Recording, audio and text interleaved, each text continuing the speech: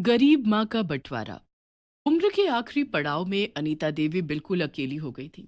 पति की मौत के बाद जवान बेटों को बस एक ही उपाय सूझा और वो था माँ का बंटवारा, जिसके बाद अनीता देवी ना इधर की रही और ना उधर की। अनीता देवी के दो बेटे थे, कुशल और किशोर। पति ब्रजमोहन एक प्राइवेट नौकरी करते थे। दोनों बेटों को पढ़ाने के लिए अनीता और ब्रजमोहन ने कभी अपना घर नहीं लिया, किराए के घर में ही पूरी जिंदगी काट दी। अब कुशल और किशोर पढ़ लिख कर अच्छी कंपनियों में अच्छे पद पर काम कर रहे थे। अनीता देवी और ब्रजमोहन काफी बूढ़े हो चले थे। अच्छी सी लड़की देखकर उन दोनों ने कुशल और किशोर की शादी भी कर दी। और एक दिन दिल का दौरा पड़ने के कारण ब्रजमोहन की मौत हो गई। पति की मौत के बाद अनीता देवी बिल्कुल टूट सी गई थी। वो ना तो किसी से कुछ बात करती और ना ही अब उन्हें घर की कोई सुध थी। एक दिन बड़े भाई कुशल की पत्नी मोना ने उससे कहा, सुनिए जी, हम कब तक किराए के घर में रहेंगे? अब हमें अपना घर ले लेना चाहिए। वैसे भी ये घर हमें छोटा पड़ता है और अब मैं जॉइंट फैमिली में रहना भी नहीं चाहती। ठीक है। इस बारे में मैं किशोर से बात करता हूँ। इसमें किशोर से बात करने जैसा क्या है? अरे भाई, घर हम ले रहे हैं तो फैसला भी हमारा होगा। हाँ, लेकिन किशोर भी घर लेने की बात कह रहा था। हम दोनों आसपास ही घर ले लेंगे तो एक दूसरे से मिलते जुलते भी रहेंगे। ठीक है, लेकिन जरा जल्दी बात करना। दूसरे दिन कुशल अपने छोटे भाई किशोर से इस बारे में बात करता है। आपने बिल्कुल ठीक सोचा भैया। मैंने एक सोसाइटी देखी है, वहाँ रीजनेबल रेट में 2 BHK फ्लैट्स मिल रहे हैं। क्यों ना हम दोनों एक ही सोसाइटी में घर ले लें। ठीक है किशोर, हम कल ही वहाँ चलकर बात कर लेते हैं। और दोनों भाइयों ने बातचीत करके एक ही सोसाइटी में अलग अलग फ्लैट खरीद लिया। लेकिन जब फ्लैट में शिफ्ट करने की बारी आई तब समस्या ये खड़ी हो गई कि माँ कहाँ जाएगी। भैया, माँ कहाँ रहेगी? माँ को हम यहाँ इस घर में अकेला नहीं छोड़ सकते। पिताजी तो रहे नहीं, तो इस घर का किराया कौन भरेगा? माँ को तो किसी न किसी के घर जाना पड़ेगा।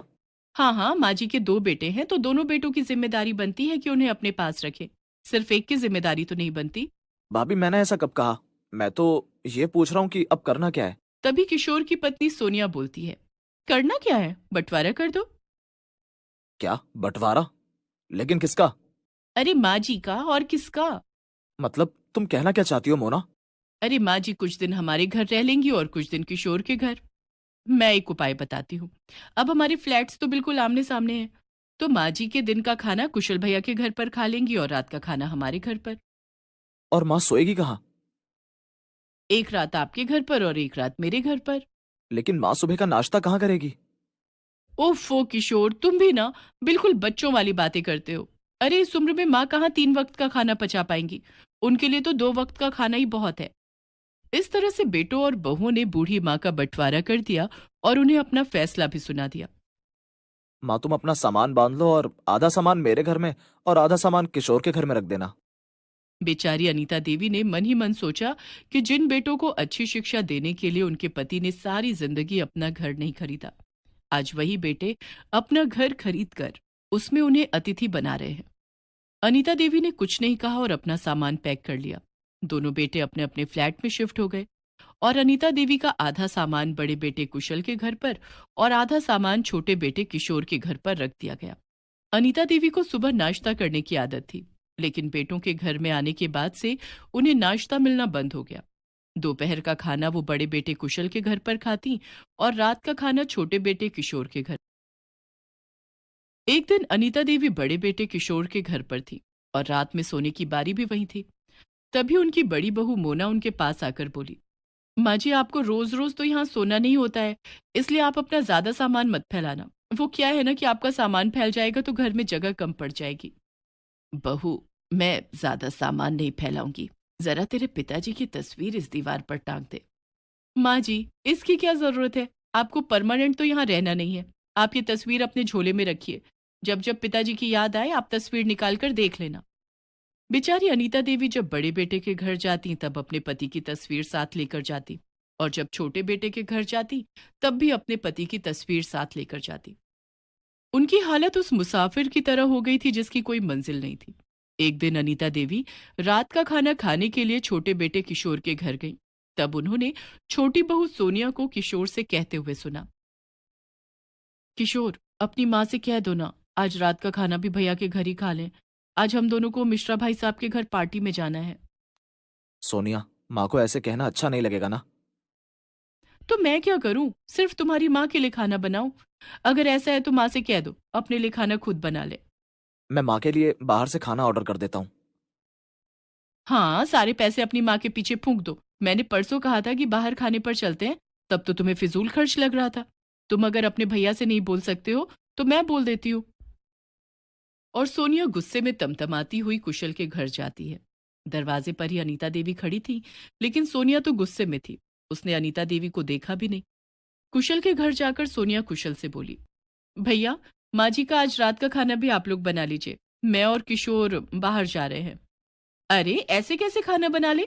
देखो सोनिया, माँ जी का बंटवारा करते समय यही तय हुआ था कि माँ जी एक वक्त का खाना मेरे घर पर खाएंगी और एक वक्त का खाना तुम्हारे घर पर।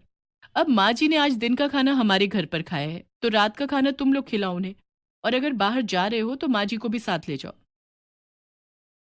और देखते ही देखते इसी बात पर दोनों बहुओं में तू तू मैं होने लगी।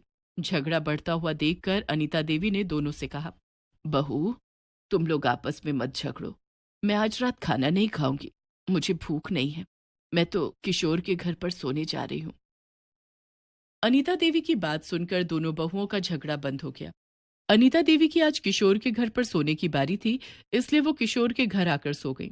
थोड़ी देर में किशोर और सोनिया पार्टी में चले गए और अनीता देवी पति की तस्वीर को सीने से लगाए रात भर रोती रही।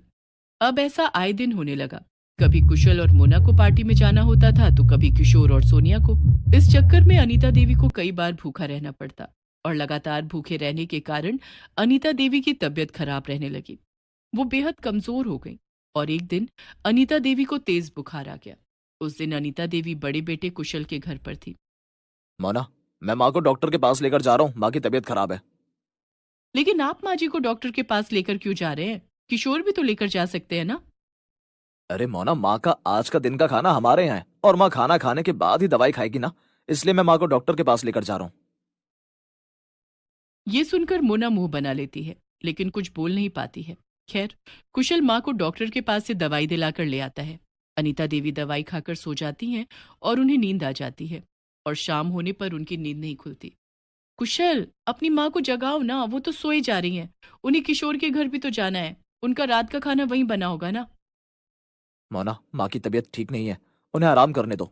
ऐसा करो, माँ का आज रात का खाना तुम बना दो। क्या कहा? मैं खाना बना दूं? मुझसे नहीं होगा। अपनी माँ से कहो कि उठकर अपने छोटे बेटे के घर चली जाएं। ज्यादा ड्रामा करने की जरूरत नहीं है। मोना बहुत जोर जोर से ये सब बोल रही थी, जिसके कारण अनीता देवी की नींद खुल जाती है और वो मोना की सारी बातें सुन लेती है। वो अपनी जगह से उठने की कोशिश करती हैं, लेकिन तबीयत खराब होने के कारण वो उठ नहीं पाती हैं। वो कुशल को आवाज लगाती हैं, कुशल बेटे, आया माँ? हाँ माँ, कहो क्या बात है? जरा मुझे सहारा देकर उठा दे। मैं किशोर के घर चली जाऊंगी। कुशल अनीता देवी को सहारा देकर उठाने की कोशिश करने लगा। काफी दिनों के बाद कुशल माँ के इतने करीब आया था। उसने देखा कि माँ की आंखों के एक कोने से आंसू ढुलकने ही वाले थे। उस समय कुशल को अपने बचपन की सारी बातें याद आ गई कि जब वो और किशोर दोनों छोटे थे, तब किस तरह से माँ ने उन दोनों को पाला था। कुशल और किशोर में से जब भी किसी की तबीयत खराब होती थी, तब माँ उनके पास से एक मिनट के लिए भी नहीं हटती थी। कुशल ये सोचकर अंदर तक हिल गया कि जब माँ को उनके सहारे की जरूरत है, तब वे दोनों भाई माँ के साथ कैसा व्यवहार कर रहे हैं। कुशल को अपने आप पर बहुत शर्मिंदगी महसूस हुई। कुशल ने माँ को वापस चारपाई पर बिठा दिया और बोला, माँ तुम आराम से बैठ जाओ, तुम्हें अब कहीं जाने की जरूरत नहीं है।